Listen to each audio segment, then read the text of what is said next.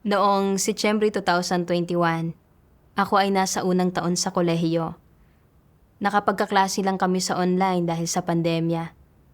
Pero dahil din sa mga pangyayaring ito, may nakilala akong sister sa online na nag-imbita sa akin na dumalo ng mga pagtitipon online.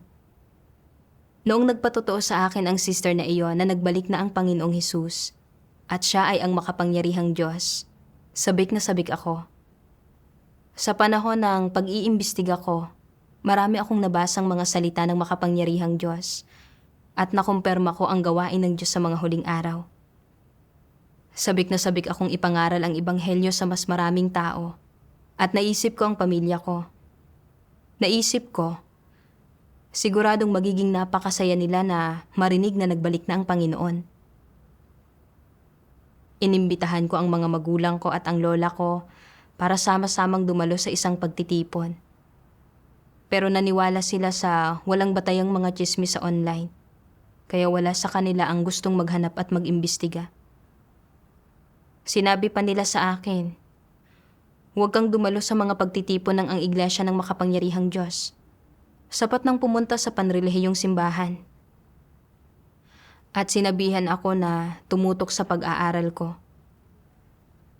Dahil giniit kong manampalataya sa makapangyarihang Diyos, sobrang nagalit ang mga magulang ko. Madalas nilang kinukumpiska ang cellphone ko at ayaw akong payagang dumalo sa mga pagtitipon online. Maraming beses, gusto kong bawiin ang telepono ko. Pero maikli ang pasensya ng tatay ko at madalas niya akong sigawan at pinapalo pa ako. Minsan, tinulak niya ako palabas. Kinaladkad ako habang hila ako sa buhok. Nakita ito ng nanay ko, pero hindi niya pinigilan ang tatay ko. At minura pa nga niya ako, na nagsasabing nararapat ito sa akin at na nailihis na ako ng huwad na Kristo. Alam kong hindi ako nailihis. Sinabi ng Panginoong Hesus, kung magkagayon, kung may magsabi sa inyong sino mang tao, narito ang Kristo o nariyan, huwag ninyong paniwalaan. Sapagkat may magsisilitaw na mga huwad na Kristo at mga huwad na propeta at magpapakita ng mga dakilang tanda at mga kababalaghan. Ano pat ililigaw kung maaari pati ng mga hirang. Kaya lang gayahin ng mga huwad na Kristo ang naunang gawain ng Diyos at magpakita ng mga dakilang tanda at kababalaghan para ilihis ang mga tao.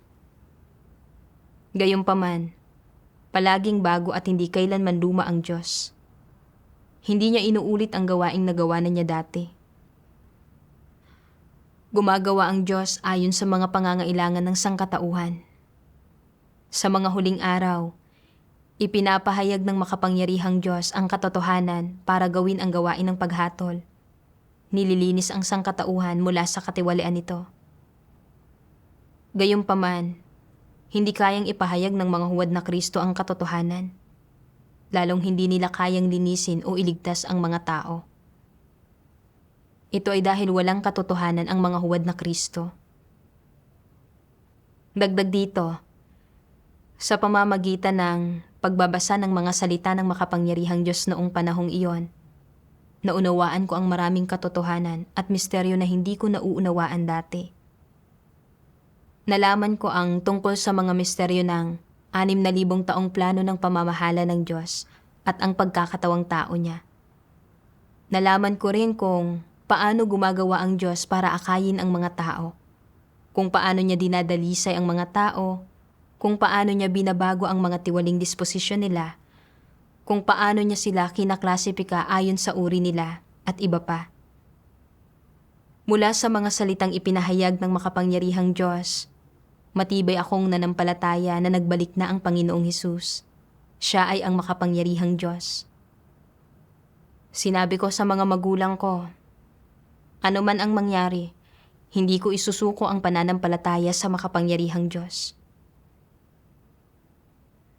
Sinampal ako ng nanay ko nang makita niyang ginigiit ko ang pananampalataya sa makapangyarihang Diyos. Hindi ako kailanman pinalo ng nanay ko noon at labis akong nakadama ng pagkamiserable. Nagsimula akong umiyak. Sa sumunod na 4 na araw, hindi pa rin ibinalik sa akin ng mga magulang ko ang telepono ko.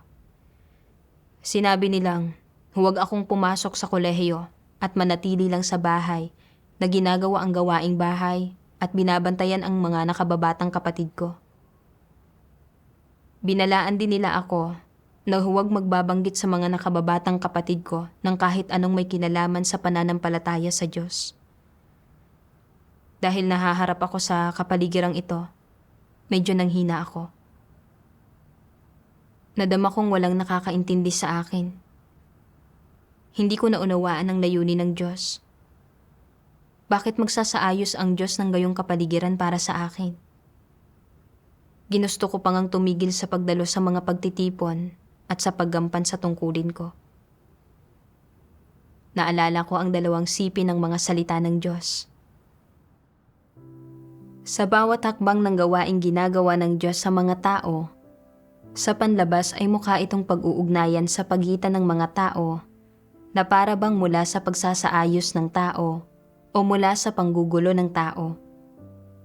Ngunit sa likod ng mga eksena, ang bawat hakbang ng gawain at lahat ng nangyayari ay isang pustahan na ginawa ni Satanas sa harap ng Diyos at hinihingi sa mga tao na manindigan sa kanilang patotoo sa Diyos. Gaya ng si Job ay sinubok, halimbawa. Sa likod ng mga eksena, nakikipagpustahan si Satanas sa Diyos at ang nangyari kay Job ay mga gawa ng mga tao at ang panggugulo ng mga tao. Sa likod ng bawat hakbang ng gawaing ginagawa ng Diyos sa inyo ay ang pakikipagpustahan ni Satanas sa Diyos. Sa likod ng lahat ng ito ay isang labanan. Kailangan ng mga taong magbayad ng isang tiyak na halaga sa kanilang mga pagsisikap sa lahat ng kanilang ginagawa. Kung walang aktwal na paghihirap, hindi nila mabibigyang kasiyahan ang Diyos. Hindi man lamang sila nakakaabot sa pagbibigay kasiyahan sa Diyos at naglilitan niya lamang sila ng mga hungkag na slogan. Huwag kang masiraan ng loob, huwag manghina, at gagawin kong malinaw ang mga bagay-bagay para sa iyo. Ang daan tungo sa kaharian ay hindi masyadong patag, walang ganyan kasimple. Nais ninyo na madaling magkamit ng mga pagpapala, hindi ba? Ngayon, ang bawat tao ay magkakaroon ng mapapait na pagsubok na haharapin. Kung wala ang mga ganitong pagsubok, ang mapagmahal na pusong taglay ninyo para sa akin ay hindi titibay at hindi kayo magkakaroon ng tunay na pag-ibig para sa akin. Kahit na binubuo lamang ang mga pagsubok na ito ng maliliit na bagay, dapat dumaan ang lahat ng tao sa mga iyon. Magkakaiba lamang ang tindi ng mga pagsubok. Ang mga pagsubok ay pagpapala mula sa akin, at ilan sa inyo ang malimit na lumalapit sa aking harapan at nakaluhod na nagmamakaawa para sa aking mga pagpapala? Mga hangal na bata, lagi ninyong iniisip na ang ilang salitang magandang pakinggan ay katumbas ng aking pagpapala. Gayunman, ay hindi ninyo kinikilala ang kapaitan bilang isa sa aking mga pagpapala. Ang mga nakikibahagi sa aking kapaitan ay tiyak na makikibahagi sa aking katamisan. Iyan ang aking pangako at ang aking pagpapala sa inyo. Binigyan ako ng lakas ng mga salita ng Diyos at naunawaan ko na bagamat sa panlabas ay mukhang pinapalo, minumura ako ng mga magulang ko at kinukuha ang telepono ko para pigilan ako sa pananampalataya sa Diyos. Ang totoo, ang mga panlalansi ni Satanas ang nasa likod nito. Gaya ni Job, tinukso ni Satanas sa iba't ibang paraan si Job. Nagdulot na mawala ang mga anak at ari-arian niya at binalot ng masasakit na pigsa ang katawan niya. Ginusto ni Satanas na gamitin ito para itatwa ni Job ang Diyos, pero hindi itinakwil ni Job ang pangalan ng Diyos. Sa halip, pinuri pa rin niya ang pangalan ng Diyos at nanindigan sa kanyang patotoo tungkol sa Diyos. May mga pakana ni Satanas sa likod ng lahat ng ito na nangyari sa akin at may pahintulot din ito ng Diyos. Bagamat mahina ako, gusto kong manindigan sa patutuo ko tungkol sa Diyos. Gaano man ako gulpihin ng mga magulang ko o anumang paraan ang gamitin nila para pigilan ako, dapat akong manampalataya sa Diyos at gawin ang tungkulin ko. Hindi ko pwedeng hayaang magtagumpay ang mga pakana ni Satanas.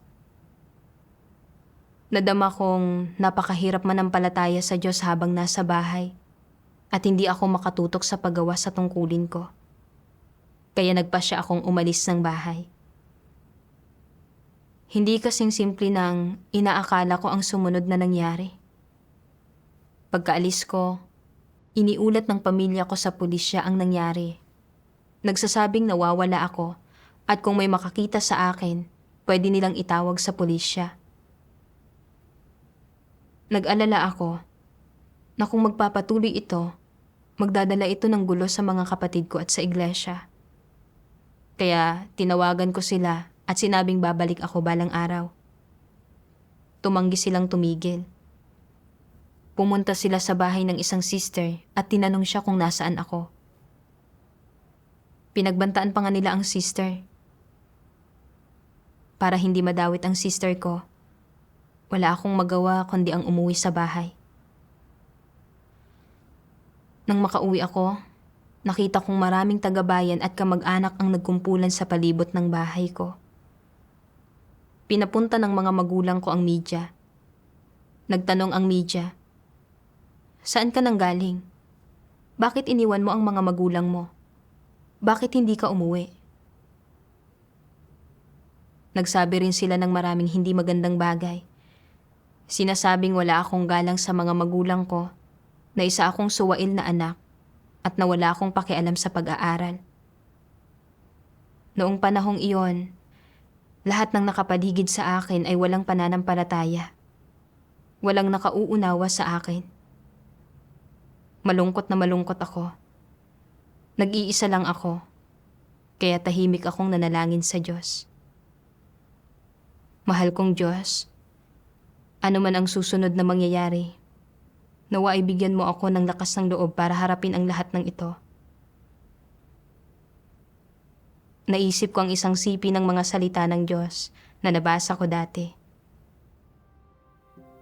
Dapat kang magdusa ng paghihirap para sa katotohanan. Dapat mong isakripisyo ang iyong sarili para sa katotohanan. Dapat kang magtiis ng kahihiyan para sa katotohanan. At dapat kang sumailalim sa higit pang pagdurusa para magkamit ng higit pang katotohanan. Ito ang dapat mong gawin.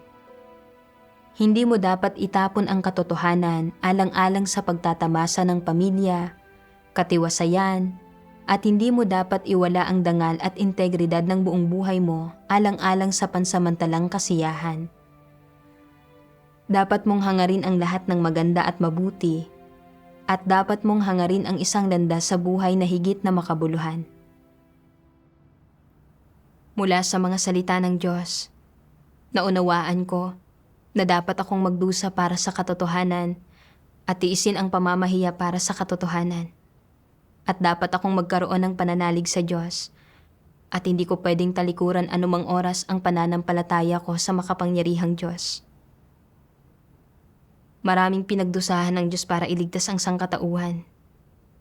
Kinundi na at inusig siya ng gobyernong CCP at tinanggihan ng buong henerasyon.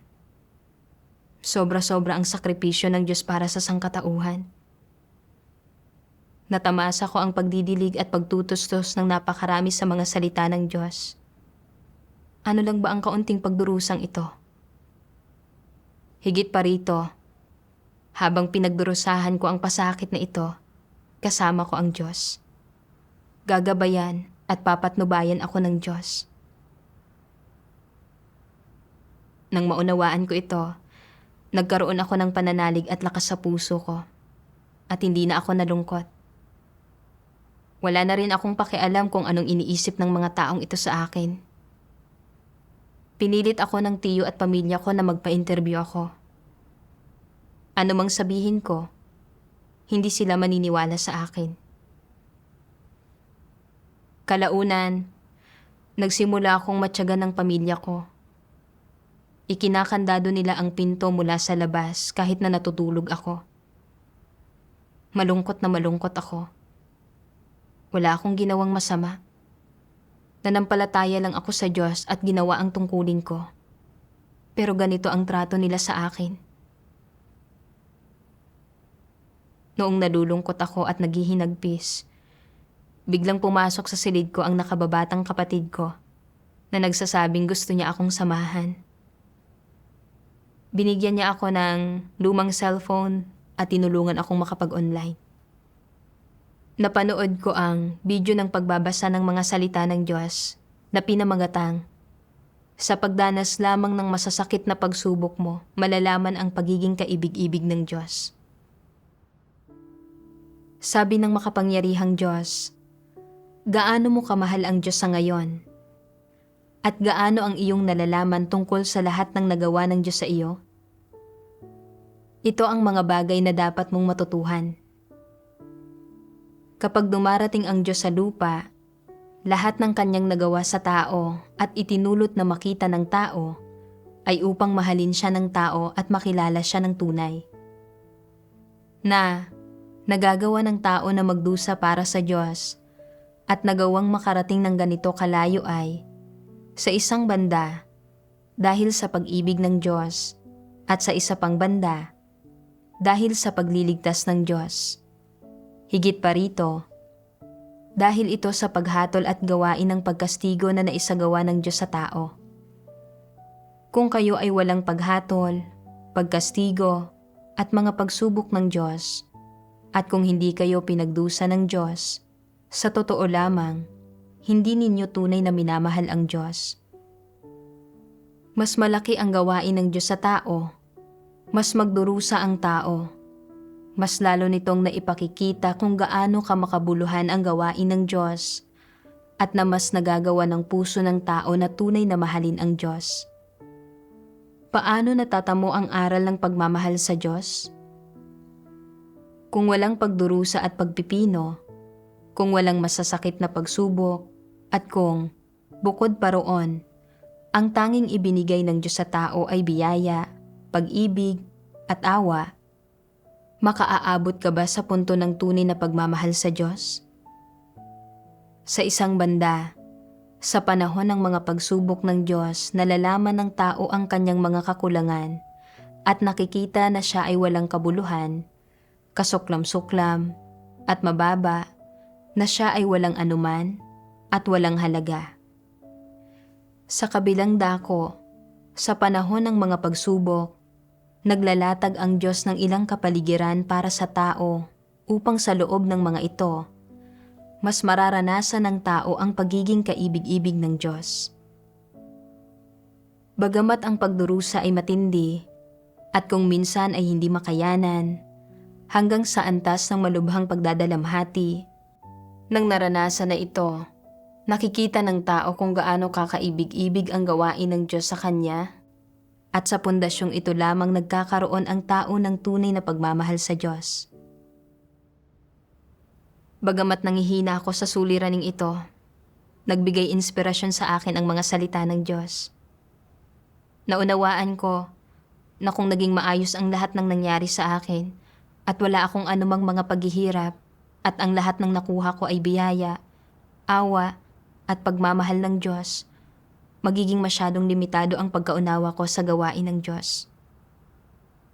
Naririyan ang pagdurusa at mga pagsubok para gawing perpekto ang pananalig ko sa Diyos. Nadama kong parang hindi ko kayang tiisin na malimitahan at mausig ng pamilya ko at maliitin at hamakin ng mga tao sa paligid ko. Para bang namumuhay ako sa bilangguan na walang malalabasan. Gayunpaman, sa pamamagitan ng kapaligirang ito, napagtanto ko ang mga pagkukulang ko. Nakita ko na napakahina ko at napakababa ng tayog ko.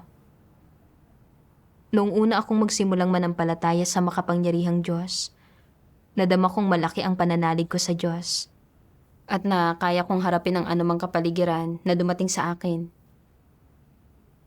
Gayunpaman, noong talagang naharap ako sa pagdurusa at paghihirap, Nadama kong napakahirap nito. At sa puso ko ay nagreklamo pa ako kung bakit hahayaan ng Diyos na dumating sa akin ang kapaligirang ito.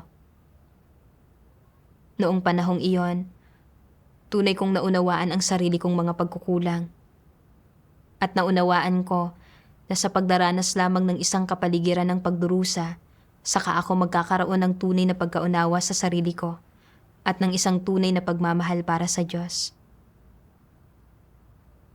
Kalaunan, sapilitan akong dinala ng mga magulang ko sa isang pastor at hiniling sa pastor na ipagdasal ako. Pinilit din nila akong pag-aralan ang Biblia kasama nila. Sinusubukang pasukuin ako sa aking pananampalataya sa makapangyarihang Diyos.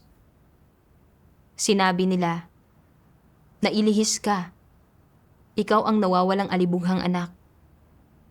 Kung uuwi ka at babalik sa poder ng mga magulang mo, babantayan ka pa rin ng Panginoon. Kung magpapatuloy kang maghimagsik, hindi ka babantayan ng Panginoon. Dapat kang maging isang mabuting magalang na anak at respetuhin at mahalin mo ang mga magulang mo. Tinatahak mo ngayon ang maling landas." Alam ko na pagtukso ito ni Satanas.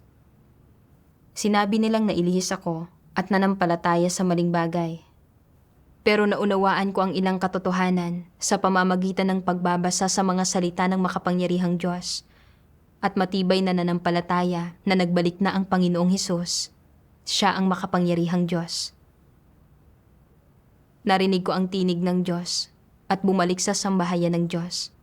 Hindi ako nailihis. Alam kong hindi madaling manampalataya sa tunay na Diyos. Katulad lang ito ng mga tao noong kapanahunan ng biyaya na nanampalataya sa Panginoong Hesus. Noong panahong iyon, maraming tao ang nagsabi na mali na manampalataya sa Panginoong Hesus at sumunod ang ilang tao sa mga Pariseo at tinanggihan siya. Gayunpaman, sa huli, natapos ng Panginoong Hesus ang gawain ng pagkapako sa krus at pagtutubos sa buong sangkatauhan. Ang mga disipulong sumunod sa kanya ay walang pakialam sa sinabi ng iba. Handa silang magtiis ng pagdurusa at isasakripisyo ang mga buhay nila para sumunod sa Panginoon hanggang sa dulo ng daan. Ngayon, narinig ko na ang tinig ng Diyos at naunawaan ko ang maraming katotohanan at misteryo at ayaw kong bumalik muli sa relihiyon. Walang bagong liwanag sa relihiyon at walang gawain ng banal na espiritu. Hindi mo kailanman makakamit sa relihiyon ang katotohanan at buhay. Sinabi lang nila ang mga salitang iyon para pigilan ako sa pagsunod sa Diyos, pero hindi ako naapektuhan ng mga iyon kahit kaunti. Makalipas ang 1 linggo, pumasok ulit ako sa kolehiyo dahil sa pressure ng mga magulang ko. Madalas magpakalat ng walang batayang mga tsismis ang nanay ko para kondinahin ang Diyos at tinawag akong suwain. Hindi rin ako naunawaan ng mga kaklase ko. Pinag-isipan ako ng masama at hinamak ako. Kahit ang punong guro ng kolehiyo ay nagsabi, "Leader ka ba sa iglesia? Hindi mo dapat anyayahan ang sinuman sa mga kaklase mo na dumalo sa mga pagtitipon ninyo. Sobrang nagmamalasakit sa iyo ang nanay mo. Dapat mong tutukan ang pag-aaral mo at sundin ang mga magulang mo. Kung hindi, mapapatalsik ka sa kolehiyo. Kung gusto mong manampalataya sa Diyos, pwede kang pumunta sa mga panrelihiyong simbahan at magdasal doon kay Hesus. Sapat na iyon." Hindi ako hinayaan ng mga magulang ko at ng punong guro na dumalo sa mga pagtitipon ng ang iglesia ng makapangyarihang Diyos. Nakahanap sila ng isang tao na magbabantay sa akin araw-araw.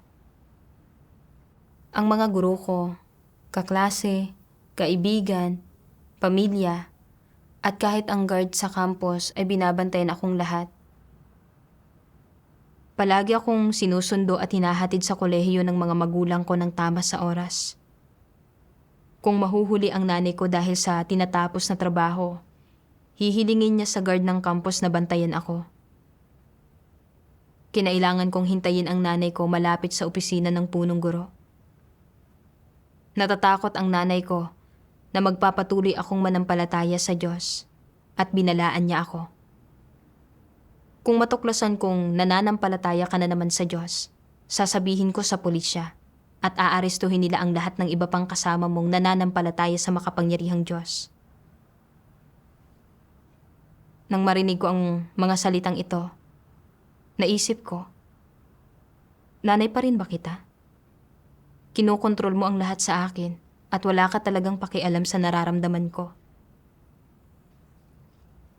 Sinabi rin ng tiya ko, kung maisip mo pang tumakas, babaliin namin ang mga binti mo at tingnan natin kung makakatakbo ka pa. Noong panahong iyon, hindi ako makadalo sa mga pagtitipon o makagawa ng tungkulin ko. Labis akong naghihinagpis araw-araw. Minsan, naisip ko pa nga, mas mabuti pang mamatay kaysa mabuhay ng ganito. Napagtanto ko, nagaling kay Satanas ang mga kaisipang ito, kaya sinabi ko sa sarili ko, ano man ang mangyari, dapat akong umasa sa Diyos para harapin ito. Kalaunan, nagkita kami ng kaibigan ko sa kolehiyo. Nananampalataya rin siya sa makapangyarihang Diyos. Binigay niya sa akin ang telepono niya at sinabi sa aking makipag-ugnayan kay Sister Chloe. Ikinuwento sa akin ni Sister Chloe ang istorya ng pelikulang Kwento Ko, Kwento Natin, kung saan ipinapasa ng mga kapatid sa bilangguan ang mga salita ng Diyos. Sinabi niya, ang ilan sa mga brother na iyon ay nakulong ng 10 taon. Wala silang nagagawang tungkulin at walang buhay iglesia, pero hindi sila kailanman nawalan ng pananalig sa Diyos. Sa bilangguan ay palagi silang nagdarasal sa Diyos at nagtitiwala sa Diyos. At nakita nila ang mga gawa ng Diyos at nadama ang pagmamahal at pamumuno ng Diyos. Naisip ko ang mga brother na iyon na nasa bilangguan. Ang ilan sa kanila ay 1 dekada nang nandoon. Samantalang ako ay humaharap lang sa mga balakid at limitasyon ng pamilya ko. Napagtanto ko na hindi ako dapat maging napakahina. Kinailangan kong magkaroon din ng pananalig sa Diyos. Nagbasa ako ng ilang talata ng mga salita ng makapangyarihang Diyos. Habang sumasailalim sa mga pagsubok, normal sa mga tao ang manghina o magkaroon ng pagkanegatibo sa kanilang kalooban o hindi malinawan sa mga layunin ng Diyos o sa landas ng pagsasagawa. Ngunit anuman ang mangyari, kailangan mong magkaroon ng pananalig sa gawain ng Diyos at, tulad ni Job, huwag itanggi ang Diyos. Bagamat mahina si Job at isinumpa ang araw ng kanyang sariling pagsilang, hindi niya itinanggi na lahat ng bagay na taglay ng mga tao pagkatapos silang ipanganak ay ipinagkaloob ni Jehovah at na si Jehovah rin ang siyang babawi sa mga ito. Anumang mga pagsubok ang pinagdaanan niya, pinanatili niya ang paniniwalang ito. Sa loob ng mga karanasan ng mga tao, anumang pagpipino ang pinagdaraanan nila mula sa mga salita ng Diyos, ang gusto ng Diyos sa pangkalahatan ay ang kanilang pananalig at mapagmahal sa Diyos na mga puso. Ang kanyang ginagawang perpekto sa pamamagitan ng paggawa sa ganitong paraan ay ang pananalig, pagmamahal, at determinasyon ng mga tao. Ginagawa ng Diyos ang gawain ng pagpeperpekto sa mga tao at hindi nila ito nakikita, hindi ito nahahawakan. Sa gayong mga sitwasyon, kinakailangan ang pananalig. Kapag may isang bagay na hindi nakikita ng mata lamang, kinakailangan ang pananalig. Kapag hindi mo mapakawalan ang iyong sariling mga kuro-kuro, kinakailangan ang pananalig. Kapag hindi malinaw sa iyo ang gawain ng Diyos, ang kinakailangan sa iyo ay magkaroon ng pananalig at tumayo ng matatag at manindigan sa iyong patotoo. Nang umabot si Job sa puntong ito, Nagpakita sa kanya ang Diyos at nangusap sa kanya. Ibig sabihin, kapag may pananalig ka, ay saka mo lamang makikita ang Diyos. Kapag mayroong kang pananalig, gagawin kang perpekto ng Diyos, at kung wala kang pananalig, hindi niya ito magagawa. Ano ang tinutukoy ng pananalig? Ang pananalig ay ang tunay na pananampalataya at tapat na pusong dapat taglayin ng mga tao kapag hindi nila nakikita o nahahawakan ang isang bagay, kapag ang gawain ng Diyos ay hindi naaayon sa mga kuro-kuro ng tao, kapag hindi ito kayang abutin ng tao. Ito ang pananalig na binabanggit ko. Kapag nahaharap sa mga problema sa tunay na buhay, paano mo dapat alamin at unawain ang awtoridad ng Diyos at ang kanyang kataas-taasang kapangyarihan?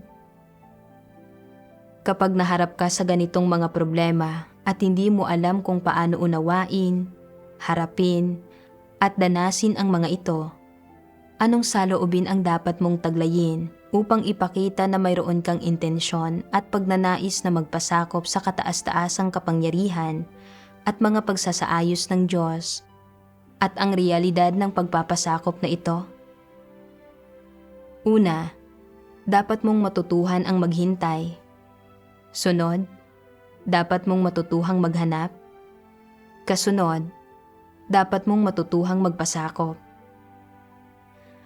Ang paghihintay ay nangangahulugan na paghihintay sa panahon ng Diyos. Hinihintay ang mga tao, pangyayari, at bagay na kanyang isinaayos para sa iyo. Naghihintay sa kanyang mga layunin na unti-unting maibunyag sa iyo.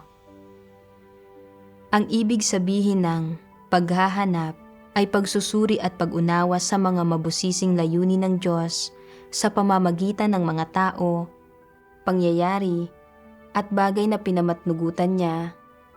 Pag-unawa sa mga katotohanang nauugnay sa mga ito. Pag-unawa sa dapat maisagawa ng tao at mga paraang dapat nilang sundin. Pag-unawa sa mga resulta na nais na makamtan ng Diyos sa mga tao at sa mga katuparan na nais niyang matamo sa kanila. Ang pagpapasakop, mangyari pa, ay tumutukoy sa pagtanggap sa mga tao, pangyayari, at bagay na isinaayos ng Diyos, pagtanggap sa kanyang kataas-taasang kapangyarihan, at sa pamamagitan nito, ay maranasan kung paano may kataas-taasang kapangyarihan ang lumikha sa kapalaran ng tao, kung paano niya tinutustusan ang tao ng kanyang buhay, kung paano niya pinapagana ang katotohanan sa tao. Pagkatapos mabasa ang mga salita ng Diyos, napagtanto ko na noong dumating sa akin ang panguusig at paghadlang mula sa mga kapamilya at guro ko, bagamat may kahinaan ako, hindi ako pwedeng mawala ng pananalig sa Diyos, itatwa ang Diyos o magreklamo sa Diyos. Kailangan kong gayahin si Job. Bagamat sinumpa ni Job ang araw na ipinanganak siya noong dumating sa kanya ang mga pagsubok, hindi niya kailanman itinatwa ang Diyos o nagreklamo sa Diyos. Gayunpaman, palagi akong nagrereklamo sa Diyos noong naharap ako sa mga pang-uusig na ito. Bakit niya hinayaang mangyari ang lahat ng ito sa akin? Handa akong gawin ang tungkulin ko, kaya bakit nangyari sa akin ang mga pagdurusa at pagpapahiya na ito? Ayaw kong danasin ang mga kapaligirang ito at gusto kong takasan ang mga ito. Hindi ko kayang magpasakop sa Diyos sa gayong mga kapaligiran. Gayunpaman, malinaw na sinasabi ng mga salita ng Diyos na kapag dumating sa atin ang isang kapaligiran, dapat muna tayong maghintay at pagkatapos ay maghanap at magpasakop. Dapat akong matutong maghintay, maghanap kung ano ang layunin ng Diyos, at sa huli ay tanggapin at magpasakop sa lahat ng tao, pangyayari, at bagay na isinaayos ng Diyos. Mabuti ang lahat ng bagay na isinasaayos ng Diyos. Dapat akong magdasal pa at ipagkatiwala sa Diyos ang lahat ng bagay. Tahimik akong nagdasal sa Diyos. mahal kong Diyos, bagamat nahihirapan ako sa gayong mga kapaligiran at may kahinaan sa puso ko, ang mga salita mo ay nagbigay sa akin ng lakas at ang mga salita mo ay nagdala ng kapayapaan sa puso ko. Handa akong ipagkatiwala sa iyo ang lahat ng bagay. Sa mga sumunod na araw, patuloy pa ring nilalabanan at kinukondina ng nanay ko ang makapangyarihang Diyos. Tuwing gabi, sinasabihan niya ang lahat na magdasal para sa akin at nilalapastangan pa niya ang Diyos sa mga dasal niya. Parang punyal na tumusok sa puso ko ang mga salita niya. Hindi ko makayanan ang mga salitang iyon na kumukondina at lumalaban sa Diyos. At nandyan pa ang tatay ko. Kapag nalalasing siya, ay mumurahin at bubugbugin niya pa ako dahil nananampalataya ako sa Diyos. Kalaunan, nabasa ko ang isang sipi ng mga salita ng Diyos. Sa panahong ito, yaong mga naghahanap at yaong mga hindi naghahanap ay dalawang ganap na magkaibang uri ng mga tao na may labis na magkaiba ring mga hantungan. Yaong mga naghahangad sa kaalaman ng katotohanan at nagsasagawa ng katotohanan ang mga pagdadalhan ng Diyos ng kaligtasan. Yaong mga hindi nababatid ang tunay na daan ay mga demonyo at kaaway. Mga inapo sila ng arkanghel at magiging mga pakay ng pagwasak. Kahit yaong mga makadiyos na tagapaniwala ng isang malabong Diyos, hindi ba't mga demonyo rin sila? Sino mang hindi naniniwala sa Diyos na nagkatawang tao ay malademonyo at, higit pa rito, sila ay wawasakin. Yaong mga may pananalig ngunit hindi isinasagawa ang katotohanan, yaong mga hindi naniniwala sa Diyos na nagkatawang tao, at yaong mga hindi naniniwala sa pag-iral ng Diyos ay magiging mga pakay din ng pagwasak. Lahat yaong mga pahihintulutang manatili ay mga taong nagdaan na sa pagdurusa ng pagpipino at matatag na nanindigan, mga tao itong tunay na tiniis ang mga pagsubok. Sino mang hindi kumikilala sa Diyos ay isang kaaway.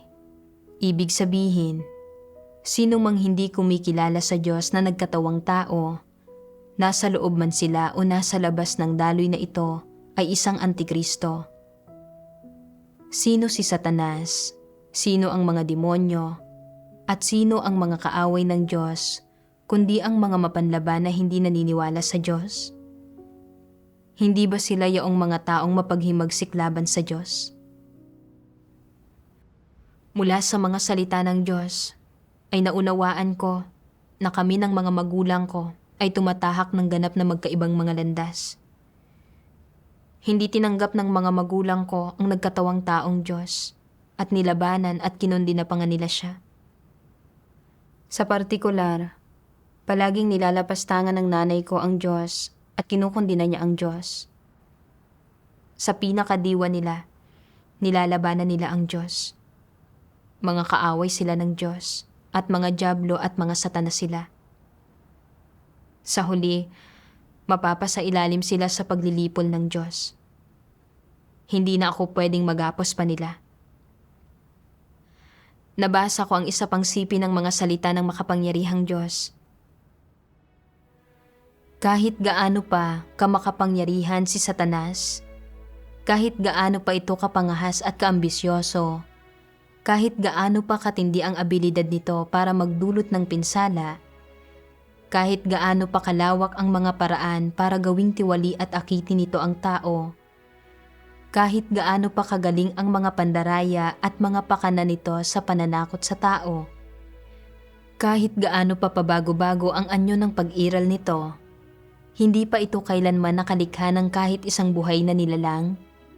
Hindi pa kailanman nakapagtakda ng mga batas at patakaran para sa pag-iral ng lahat ng bagay. At hindi pa kailanman nakapaghari o nakakontrol ng anumang bagay, may buhay man o wala. Sa loob ng kosmos at sa kalangitan, wala ni isang tao o bagay ang naisilang mula rito o umiiral ng dahil dito. Wala ni isang tao o bagay ang pinaghaharian nito o kinokontrol nito. Sa kabaligtaran, hindi lamang nito kailangang magpasailalim sa kapamahalaan ng Diyos, kundi higit pa rito ay kailangang magpasakop sa lahat ng atas at kautusan ng Diyos. Kung walang pahintulot ang Diyos, mahirap para kay Satanas na hipuin kahit na ang isang patak ng tubig o butil ng buhangin sa lupa. Kung walang pahintulot ang Diyos, ni hindi malaya si Satanas na galawin man lamang ang mga langgam sa lupa, lalo na ang sangkatauhan na nilikha ng Diyos. Sa mga mata ng Diyos, mas mababa pa si Satanas sa mga liryo ng kabundukan, sa mga ibon na lumilipad sa himpapawid, sa mga isda sa karagatan, at sa mga uod sa lupa. Ang papel nito sa lahat ng bagay ay para pagsilbihan ang lahat ng bagay, para pagsilbihan ang sangkatauhan, at para pagsilbihan ang gawain ng Diyos at ang kanyang plano ng pamamahala.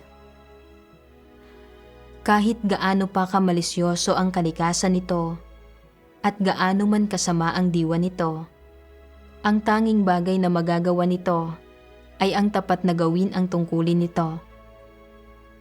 Ang magsilbi sa Diyos at magbigay ng hambingan sa Diyos. Ito ang diwa at kinatatayuan ni Satanas. Ang diwa nito ay hindi kaugnay sa buhay, hindi kaugnay sa kapangyarihan, hindi kaugnay sa awtoridad. Laruan lamang ito sa mga kamay ng Diyos. Isa lang makina na nagsisilbi sa Diyos.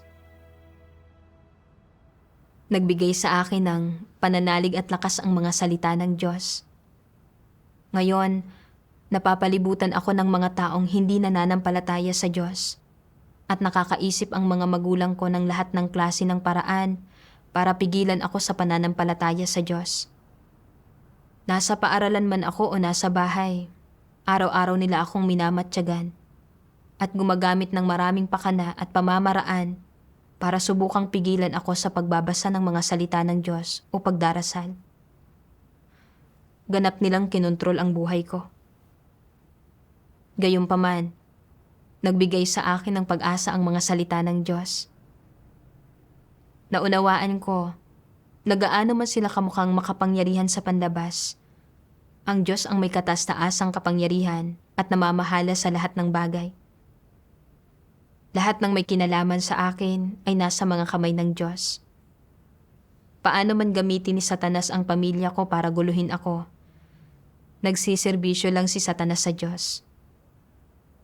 Kung wala ang mga bagay na ito na nangyayari sa akin, hindi ko makikilatis ang diwa ng paglaban ng pamilya ko sa Diyos. Ang pagdanas ko ng panguusig sa mga kamay ng pamilya ko ay lalong nagpalakas sa determinasyong kong sundan ang Diyos. Gaano man ito kahirap, dapat akong magtiwala sa Diyos at manindigan sa patutuo ko. Pagkatapos kong maunawaan ito, sa puso ko ay hindi na ako takot. Kalaunan, dahil napakarami kong tala mula sa klase, binilhan ako ng laptop ng mga magulang ko. Dahil puno ng CCTV camera ang paaralan at minamatyagan ako ng mga kaibigan at kaklase ko. Sa banyo ko lang nadadala ang laptop ko para kumonekta sa wifi ng campus para makapanood ng ilang video ng patotoong batay sa karanasan at ng mga video ng himno ng papuri sa Diyos. Hiniling ng pamilya ko sa mga kaibigan ko na bantayan ako, kaya hindi ako malayang makapagbasa ng mga salita ng Diyos at hindi makapamuhay ng buhay iglesia. Lalong hindi ko matupad ang tungkulin ng isang nilikha. Nadama ko na ang mamuhay ng ganito ay walang kabuluhan. Kaya, isang umaga, maaga pa lang, tumakas ako sa bahay. Ngayon, nakatakas na ako sa gapos ng pamilya ko at kaya ko nang mamuhay ng buhay iglesia kasama ng mga brother at sister ko. Malaya akong nakakabasa ng mga salita ng Diyos at nagagawa ang tungkulin ko. At labis na mapayapa at malaya ang puso ko. Lubos akong nagpapasalamat sa Diyos sa pagliligtas niya sa akin.